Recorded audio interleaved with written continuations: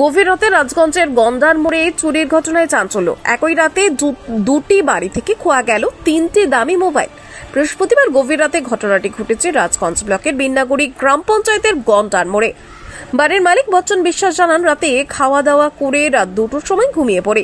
আজ সকালে উঠে দেখে 2টি মোবাইল চুরি হয়ে গেছে। ঘরের পাশে জানালা দিয়ে এই চুরির ঘটনা ঘটায়। পাশাপাশি বাড়ির পাশের আরো একজনের বাড়িতেও এই মোবাইল চুরির ঘটনা ঘটে। সব মিলিয়ে 3টি মোবাইল চুরি হয়। সম্পূর্ণ ঘটনাটি ফোরের আলো পুলিশকে জানানো হবে বলে জানান তারা। রাত 2টা বাজে আমি ঘুমালাম।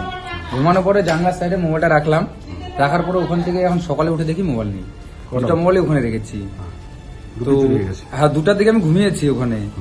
তো ঘুমানোর পরে এবার আমার বউ তো আগেই ঘুমিয়েছে। আমি পরে মোবাইল টোবাইল দেখে রাতে গেম টেম খেলে রাত 2টার দিকে ঘুমালাম। ঘুমানোর পরে আজকে সকালে উঠে দেখি মোবাইল নেই। কটা মোবাইল? 2টা মোবাইল ছিল। কেমন দাম হতে পারে? একটা তো আমার স্যামসাং ছিল আর একটা রিয়েলমি ছিল। তো রিয়েলমিটা এই 3-4 মাস আগে নিলাম। তো ওটার দাম ছিল 19,000 টাকা। আর আমার যে স্যামসাংটা ছিল ওটা 1 বছরের বেশি হয়েছে। ওটার দাম আছে 24,000 টাকা। পাশেও কি আর কি? হ্যাঁ, পাশেও একই সেম ঘটনা হয়েছে। পাশে আমার একটা বন্ধুর মোবাইলই নিয়ে চলে গেছে। এরকম ঘটনা কি আগে এরকম হয়েছে? না, আগে তো এখানে হয়নি। আর প্রথম হলো? প্রথমত। পুলিশকে জানাবেন? হ্যাঁ, পুলিশকে তো জানাবো। আজকে যাবো এখন পুলিশের কাছে, এখন কি হয়।